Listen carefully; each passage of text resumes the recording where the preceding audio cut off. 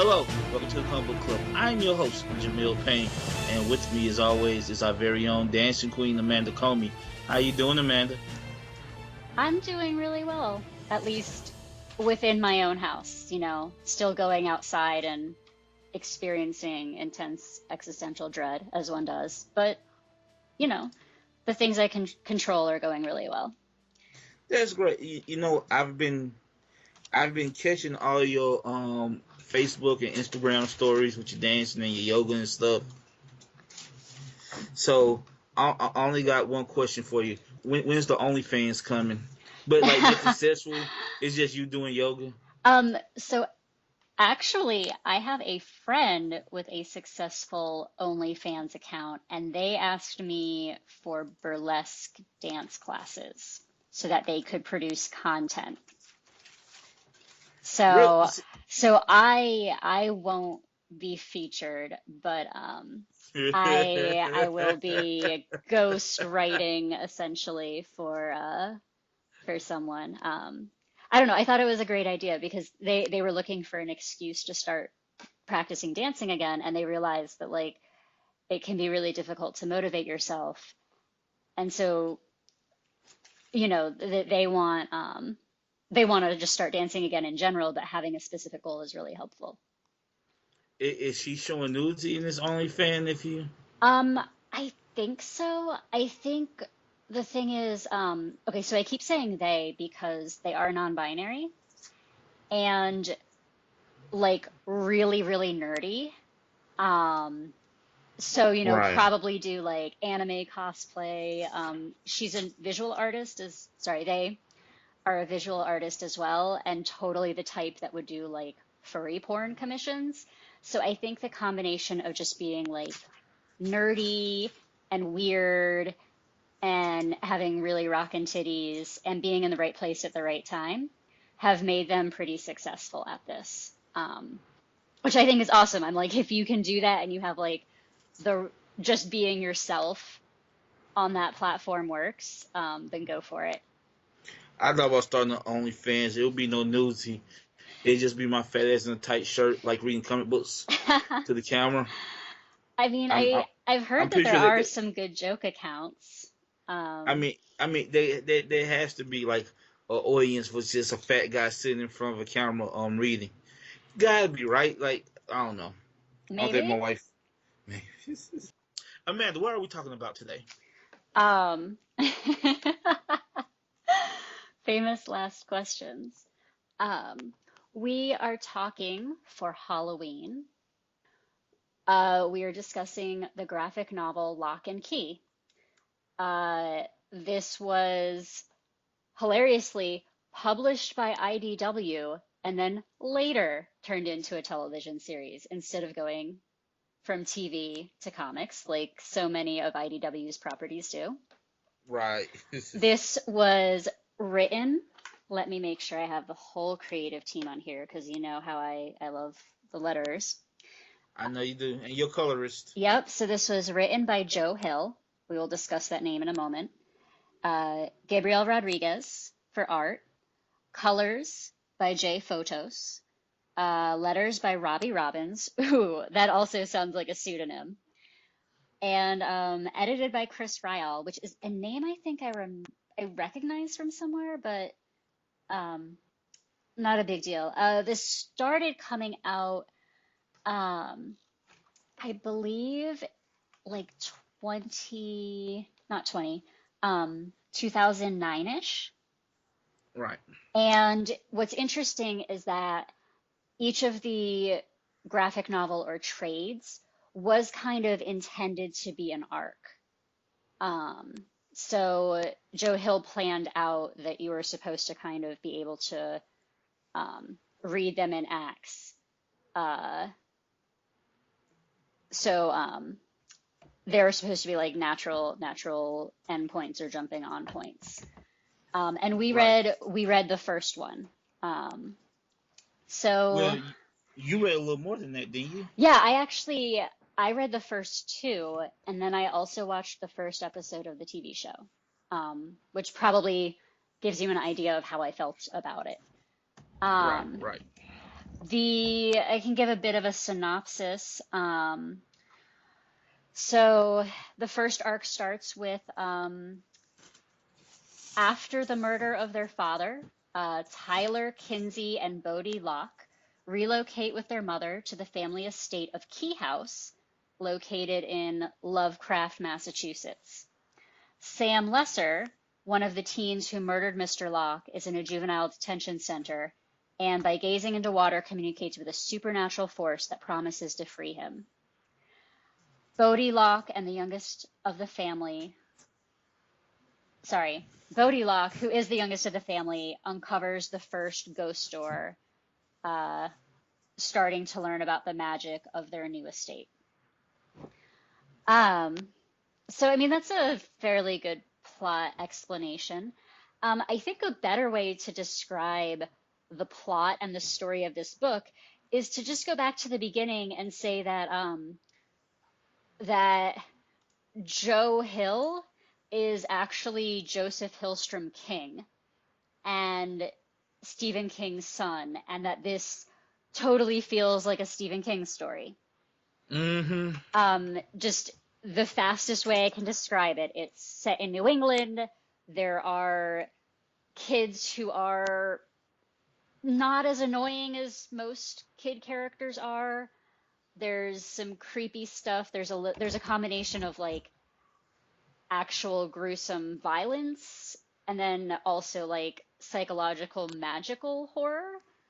Um, but there's also just there's just something about the Stephen King story that has absolutely seeped into this book. So that's a so I mean I'm struggling to articulate exactly what is Stephen Kingy about a Stephen King story, but like it's kind of like porn, like you know it when you see it. Um, so Fuck. uh, I think that a lot of ultimately whether I would recommend this book or TV series to someone would be things like, you know, hey, did you like The Shining? Yeah, so I mean, that was me speaking for a moment about just kind of hand wavy, like, it's a Stephen King story. Meh. What else are you gonna say? Real quick, do you like Stephen King? I've only Are read two books. you somebody where that would just be like a dead giveaway, like, oh no, I wouldn't like this? I've only read two Stephen King books. Okay.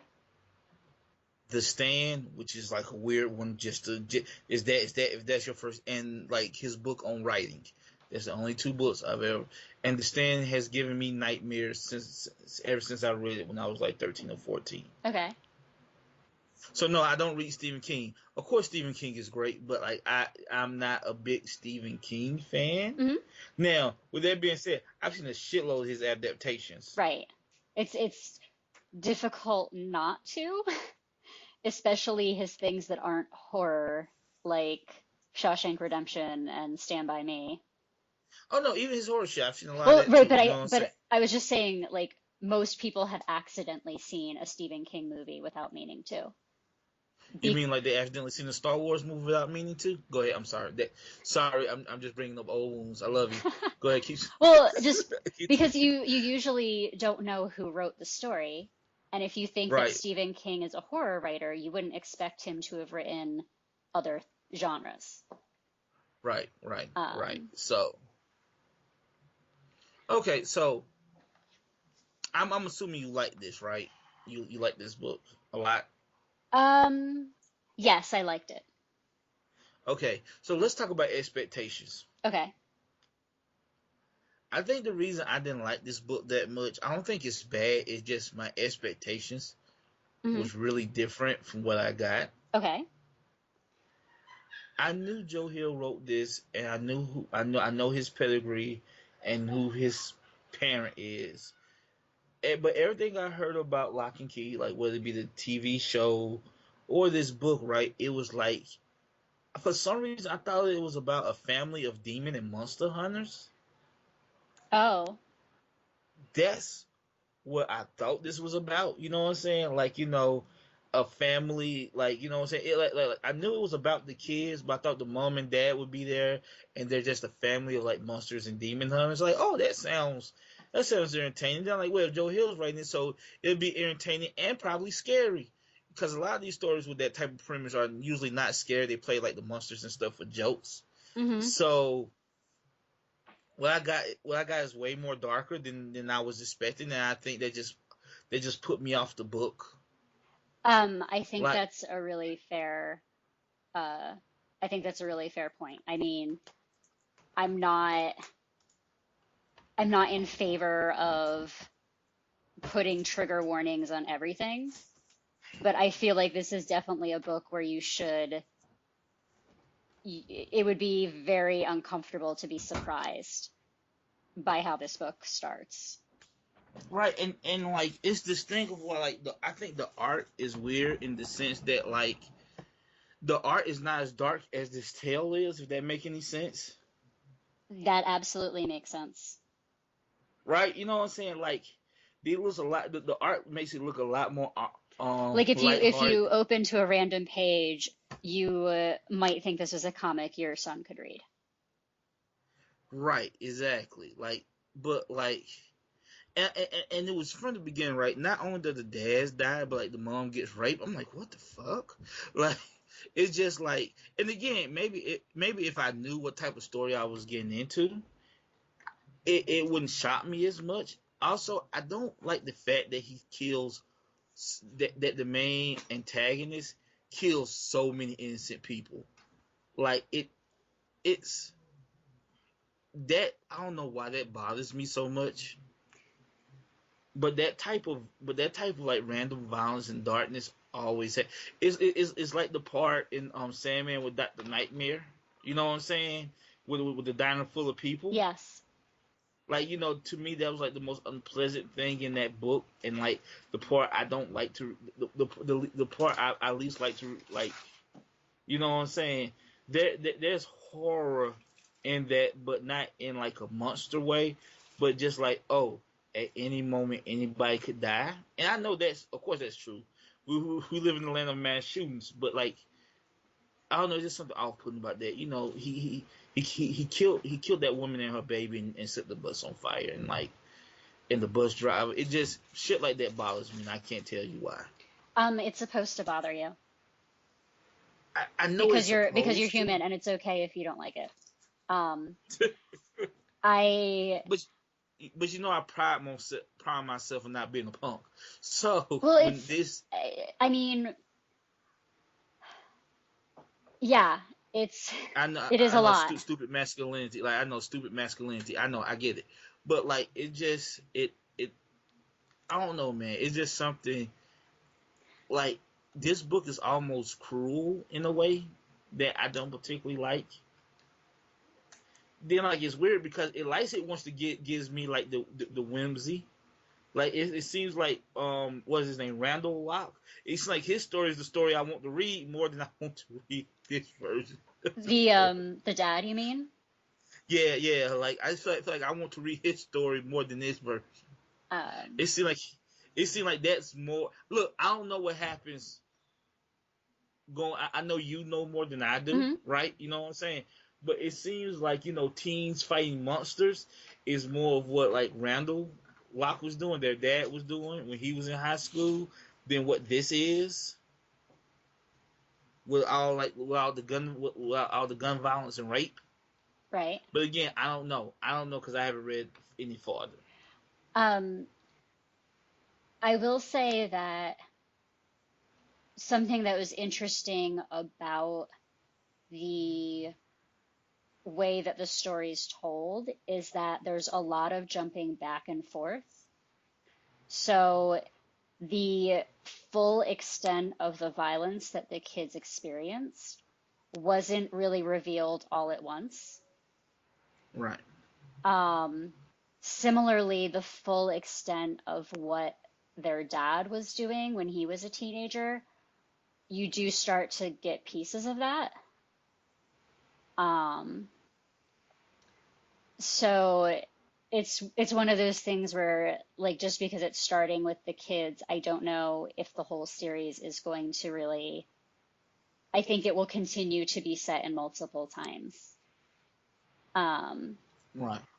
I I feel like for me, because you see how this impacts the kids emotionally, um, it makes it for me closer to being cathartic than being Mm. scary. Um, but it's still a lot. And like this is the thing, right? I think what makes this a Stephen King story is like Stephen King. Again, this is not Stephen King; it's his son, right? But it seems like the same thing, right? They just layer shit on top of each other. Like, oh, it's not enough that like their dad was a famous monster hunter, but he also had a job as a he also had just a mundane job as a counselor, and he taught Oh, and well, he so teach the and he, actual question. There's like no monster hunting in this book. no, it's not. There's not or demon hunting or any of Yeah, that, right? yeah. So no, his dad is But they are famous because they own part of the island. right, And their dad was just a but he, guidance counselor. And then they're also famous for being victims of a serial killer that was probably national news. right. So it's like all these weird things stacked on top of each other. Oh, he was just a guidance counselor, but actually he used to fight demons when he was a kid. Oh, the mom was right, but she's also an alcoholic. It's just, but they live a normal life, but they also really rich Um, and no, I own half of I a fucking don't I island. don't disagree with you. That is definitely out of the Stephen King rule book. And there's in the second volume, there's a mother and her son, which is straight up from like a Richard Bachman book, The Regulators. Like I know, like once this is this is dangerously close to if you took a computer and made it read every Stephen King book and then asked it to randomly generate something, it might get close to this. Right, right, Just right. sort of stealing from everything and stacking it on top. And I will admit, if that bothers you, you like, then you won't be able to enjoy it. Um, Well, that's the thing. That doesn't bother me as much, but it is something I know. It's more just unpleasantness of yeah, everything that kind of bothers me more than like this. Is the thing. I think the kids are great. I think like all this is great, but it's not quite what I want. But but I can see that it's there. Like it's almost there. If that make any sense? Like but he's not gonna go that way. He's going a completely different direction than what I will want from this type of book. But I could almost see what I would want in this. He just decided I'm gonna take a little bit of that and go a different way. So for me, it's just more the unpleasantness. It's not really the characters. I think all the characters are great. You know what I'm saying? I love all the kids, especially the little boy. What's his name? yeah, Bodie? Bodhi. Bodie? Yeah, you know what I'm saying? Bodie, yeah. Like, you know what I'm saying? I love all of that. It's just, I don't like to see them get tortured. Um, no, And they do twice in this book. I don't. That's, okay, this is that's a perhaps lot for me. this is perhaps a somewhat unrelated. No, it's related. I'm not telling my social. This is a related question.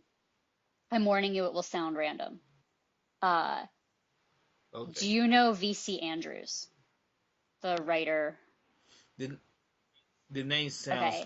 Do you familiar. know like Flowers in the Attic? Oh, God, Okay. yes. Um, I knew, you know what? When you said the name, that's the first thing that okay. popped in my head. I So wasn't for sure. there is like a whole, and I actually watched a C drama that was essentially like this. There's a whole genre of soap opera that women love, which is essentially taking the protagonist and just like shitting all over her and then just occasionally letting her win. And you just want her to win so bad. And the moments when she wins, it's like so good.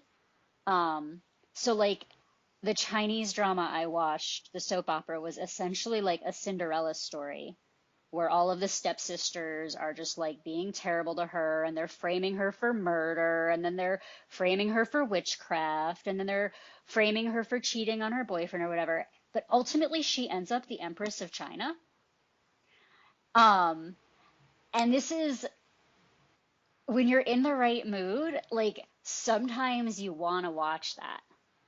And knowing that she occasionally wins, it makes it like addictive because you can't stop watching on a bad episode, like or a bad chapter. You can't stop reading when they're down. You keep reading until they get a Right. win. So there is a type of psychology where like people respond to that, where they kind of almost like the torture porn because eventually the person wins. So I just wanted to throw that out there that this is actually there's a lot of unrelated media that follows this storytelling. I I give you another good example. What and this is a more extreme example. Like any like Lance Von Trier Hmm. film.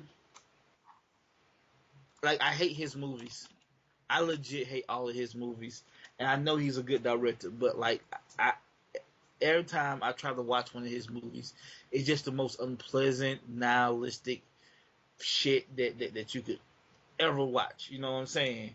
And it just make you lose all faith in humanity. Like, and why this book doesn't go that far? That's kind of in a small way the mind frame it puts me in. Like, you know what I'm saying? Um, yeah, I also I think this is maybe the first thing we've read that's like this. Right. Um, but I'm just kind of amused that I'm like, oh, I'm like, yeah, Stephen King essentially writes Chinese soap operas. Well, Hey, why not? So there's I want to ask you about one of the, you know, less violent, perhaps fanciful elements of this. So one of the conceits is that hidden in this house for the children are keys and that they can right, open different things with these keys. Um, right. That's straight out of like a YA novel. That's straight out of like some like fancy kid, but like fancy Harry. That's some Harry Potter shit. yeah. Um, so I mean, like you liked that idea? Yeah, I love that idea. What kind of a key would you want to find if you could find a key in your house? I don't know, one that makes me thin. I don't know. Uh, I mean, there was a sex change key. there was a sex change key, right? I don't know if I want to be a woman. Okay. I'm I'm not for sure. You know what? I'd be the biggest whore, but I'd be a lesbian. But no, actually, I have no clue. I don't. No, that's a good question. The talent key. That's why I would like a T key that gave me any talent I want. Just while like you walk With through the door and when you're in that room you get the talent. Okay. yeah, like oh, I want to write the great American novel. Well, let me go in this room every day. It's it's like a it's like a more passive version of of Sandman when they had Aphrodite chained up. No, I It's actually I immediately thought that too. I was like, oh, that could be a whole story all on its own. That like you can go into this room and accomplish whatever you want, but like if you want to eat, you have to leave it at some point. Um, yeah, I no, that's a really good key. I like that. yeah. What about you, Amanda? What key would you get? Um, I think recently the thing that I wish I could control more is the weather. So I would Huh. like it if I could like unlock my front door and go out and have the weather be what I want that day. Right. Um, so that's not quite Well, as that doesn't quite have as many narrative potentials. unless I were to somehow weaponize Uh, it. or unless you live in Florida and you trying to stop a hurricane, Yeah, one or the other. Well, how about I honestly kind of wish I had a key that controlled politics. yeah. I That mean, would be nice that's right kind of about the now. obvious one. Yeah, it's not even worth talking about because of course you would, Yeah. right? I don't care where you sit on the aisles. If you could just control shit right now, it. I'm literally watching the damn Joe Biden commercial right as we speak. Um, okay, well, I wanted to ask about because I mean that's we've essentially talked about the Locke part of this, which is the kids and their drama, and then I wanted to make sure we talk about the key part of it, which is the fancy house with the keys. Um, Right? You mean the Adams Family yeah. house? Um, okay, so um, uh, sorry, that was weird. Give me a second. Um, Okay. I'm using my headphones. They're trying to like pair with my phone in the other room for some reason when I like shift my weight slightly to the side. So it keeps like I shift my weight or like I like swing my leg and it's like connected to iPhone. And I know you can't hear that part, but it's driving me crazy. So we're just gonna not. you using you using wireless I am right headphones? now, my wired headphones. I need to do some troubleshooting with the drivers. Oh God, ain't that shit the It worst? is. Yes, that's what I want, is I want a key that will let me I put the key in the computer and I turn the key and it installs all the drivers I want. That's a real mundane key, but you know I would what? make bank with That's that the type key. of petty shit. I say that, but that's the type of petty shit that I Yes. love. Well, so Like, that's I've read a little further and there are a lot of keys and some of them seem fairly mundane and some of them seem more obviously insidious. Which brings me to I wanted right. to give you a few details about the TV series. Yes, I wanted to ask you about that. How was the first episode of the TV series? I thought it was good. Um, I really liked the casting, especially of Bodhi. I think they did a great job of finding a kid who was like obviously annoying to the characters, but not like obnoxious to the audience. Right. Um, I was surprised that they changed the order of how some things happened. Because in the graphic novel, uh, Bodhi finds a key and it lets him be a ghost, and that actually helps him become brave because he gets to experience magic in a way that's not immediately dangerous. And I Right. think that what this does is it justifies his courage in doing things like climbing into the well room and talking to the echo in the well. Um, Right. like, I don't know if he would have done that if he didn't believe that there was fun, harmless magic in this house. His normal Mm. human instincts might have kicked in there. Um, in the first episode, they actually switch those. So Bodhi doesn't find any keys until after he's met the echo in the well. And it's kind of like, dude, like, why are you climbing into the well room to talk to a monster? Like all of the horror movie alarm bells are going off, and it makes, I mean, it's a kid, so you can be like, okay, it's a dumb kid, but I felt like I felt like that change um, really impacted how I perceived that character. Um, Mm. so that was a surprising change. But I mean, it followed the book fairly closely, and that's not surprising because uh, Joe Hill was involved in writing the script, and a lot of the dialogue is lifted right from the book, even. Oh, So okay. I might watch it. I might give like at least a few And episodes a it's try. actually so far less of the uh, father's murder has been shown. So I think that they may take a more measured approach with the violence. Like in a comic book, it's pretty easy to just draw a flaming bus in the background of a panel and imply that several people were killed. But it's another thing to set that up for a TV scene. Um, Right. Well, no, it doesn't apply. well, Like no, that's the right. thing. That scene, you see all the dead bodies. But I Yeah. mean, like it's one thing to just draw that for a throwaway panel. It's another thing to, like, once you start going into the logistics of, like, are we going to show this on a TV show? I think it slows you down enough and makes you think about, like, how many people do I really have to kill for this story? Um, Right. Right.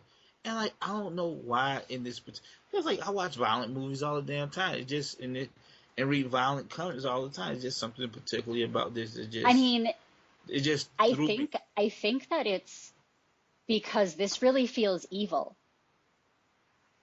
Right. Like this doesn't feel like dangerous or like action movie fun or even like, you know, human like, fallibility or whatever. This feels legit evil.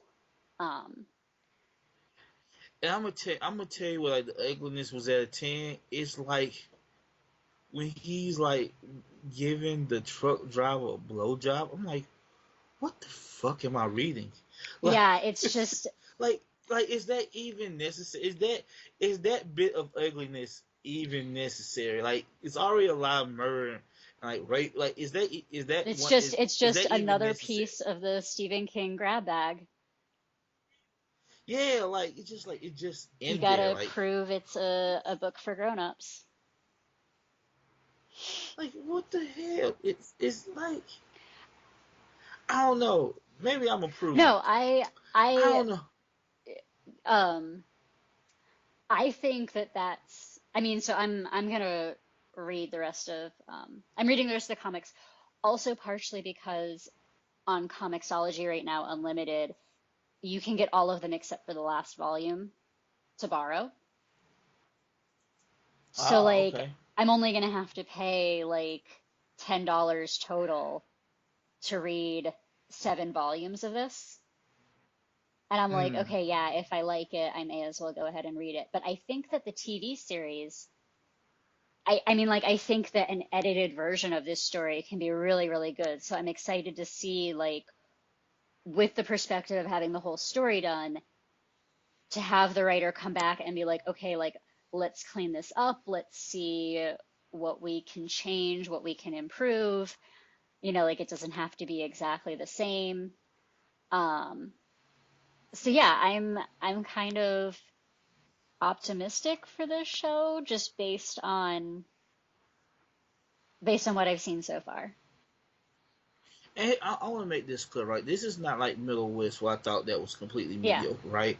I can see why people like this, and like I think it's good to I think it's good. It's just like to me, it's just certain things that put me off.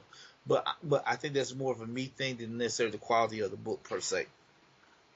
Um, no, yeah, no, that, I Like mean, that's kind of what I was getting at the very beginning was I was like, I'm like, because I know you're going to ask me if I recommend this book. And I'm like, I'd have to stop and ask opinions about Stephen King before I did that because there's definitely an audience for this and there's definitely an audience not for this. right, right. So, do you like Stephen I King? do. I read my first Stephen King book was Salem's Lot. I read it in like fourth grade. Ah, Yes. vampires. Um, I did not think it was scary until like the very end, and then like I couldn't sleep for a couple days. Yeah, that's Um, like I read his own reading book, and that's about reading, and even that scared the shit out of me. let's see. I've read a lot of Stephen King. I've read all of the Dark Tower books.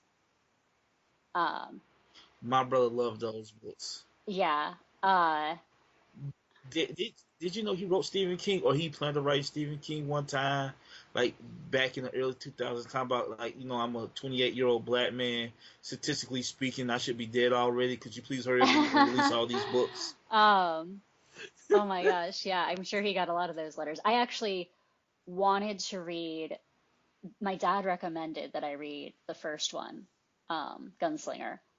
And I was like, I'm not reading these books until they're all out. Because I'm not gonna like if he dies and we only have the first like four of however many, I'm not gonna be okay with that.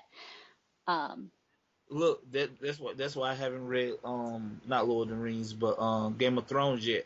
I want to read Game of Thrones, but ain't no way in hell I'm going to do that yeah, until he yeah. finish. Um, If but he yeah, so finish. I've also got the short story collection, Different Seasons, which has the Shawshank story and the Stand By Me story. I think it also has the Hearts in Atlantis story in it.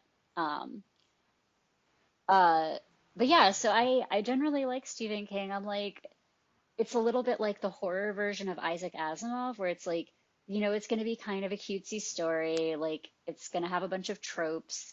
They're all going to be put together pretty well, though. Like it's kind of like it's kind of like the chocolate ice cream of the world, where you're like, yeah, like you're like I'm always going to be happy to have chocolate ice cream. Sometimes I want like fancy ice cream sundae or something, but like, yeah, you can't go wrong with chocolate ice cream. You cannot go wrong with chocolate ice cream. So, is there anything else particularly you want to talk about this book? Like Um, no, anything I you mean, you want to? I was obviously a little more into this than you are. I uh, I loved your answer about what kind of a key you would like. I feel like somebody could write just a whole, like I said, a whole story just about that. Um, Well, my problem is, like, I would love to talk about the kids, but I don't think, like, we get to know them, but I don't think we get to know them well enough to, like, really touch on, like, their personalities overall. Like, this chapter feels a lot like a setup. Like, what I'm saying, these first six issues feel like more of a setup than like actual deep characters. I will say I find the mom the most interesting of the hmm characters, because I want to see where this whole alcoholism thing go in the middle of, like, them fighting like demons and finding magical keys. yeah. Like, why is that even in the story? So I'm interested to see how that goes. You know what I'm saying? More than anything else. You know what I'm saying? I think the kids are great. I think let me ask you a question. Like, maybe it's just me being like a stupid man. Is a daughter a lesbian? Um, Not necessarily. And actually, I know she's at least bisexual. Um, because as you keep reading, you do see her kiss a boy. Um, but Oh, you do, you do, yeah, you do. but Okay. I mean, she's a little punk. That's cool. No, no, no. I think she's great. I Um, like the idea of her. Like, the queer representation is actually their uncle. oh, Yeah, their really? uncle is gay, but they don't know about it. Oh, okay, okay, When okay. when he's an art school teacher and he teaches not not in their town. So he's away from the house for long periods of time. I think it's near Boston, or it's supposed to be in Boston, the art school he teaches at. So he like goes to Boston and lives with his boyfriend. And the family doesn't know about that. Like during the week, Oh, okay. like he goes up to Boston and teaches at art school and like lives with his boyfriend, and they don't know that he has a boyfriend up there. Which I think learning Uh, about that is going to be kind of an interesting plot point. Because he hasn't like it's not like someone's asked him and he's lied about it. It's just like he hasn't volunteered that information. So I would be really interested right, to understand kind of his psychology about that. So the queer character is not the dirty hippie communist daughter with dreadlocks and or colored hair. She's the red right, herring. right, You think right. she's going to be the lesbian. She's not yet. Dude, but I'm just saying, maybe that's just me and my inclination towards stereotypes, and maybe I should learn from I this. mean, it's a lot. I mean, we talk a lot about how efficient character design helps. I think that is a fairly obvious question, though, to be like, hey, Right. like, is her dressing like this supposed to be storytelling shortcut for her her sexual identity? But um, it's not so far. Right, right. Actually, it wasn't a dreadlock. It's when she cuts her hair again, and goes to the girl, say, "Hey, you still ready for that run?" I just like, Not gonna lie, awkward teenage sexuality is also from the Stephen King story Grab Bag. there is because yes, yes. Okay, so Amanda, would you recommend this book? I would recommend this book to anyone who's comfortable with the horror genre. Okay, okay. Me personally, I would recommend it, but with caveats Hmm. also. But so even though I didn't enjoy it overall, I think there's a lot of ugliness in this book that maybe didn't need to be there. And again, I fully recognize that maybe just my own thing, but I would recommend this with caveats though. Okay. So Amanda, what are we reading next week? So next week we are going to be looking at Odyssey. And I love how you said this when we were talking about it earlier with the indie comic spelling. So that is capital ODY dash C. Um, Written by Matt Fraction with Christian Ward doing art. And all I know is that this is kind of a sci-fi gender bent Homer's Odyssey. And that we I think we got two trades worth before it stopped coming out. Right. So the first, so the 12 issues. So this is a big one, and I can't wait to read this because I'm gonna tell you, last 2 weeks, the last couple episodes when I read indie comics, ain't been that impressed, and maybe I'm changing in some way. We will I think it would be a great Christmas holiday present to read like some some good superhero feel good stuff. There's no such thing. No, I'm just playing. I got at least one book in mind for that. Especially, in fact, it might be one of those where we talk about the book and the movie type Oh, I thing. love those. So like I'll run it by you All off right. show. But yes, okay. So next week, join us where we'll be talking about Odyssey, written by Matt Fresh. With that, I'm Jamil Payne. I'm Amanda Comey. And no matter your opinion on The Last Jedi, we love you. We are out.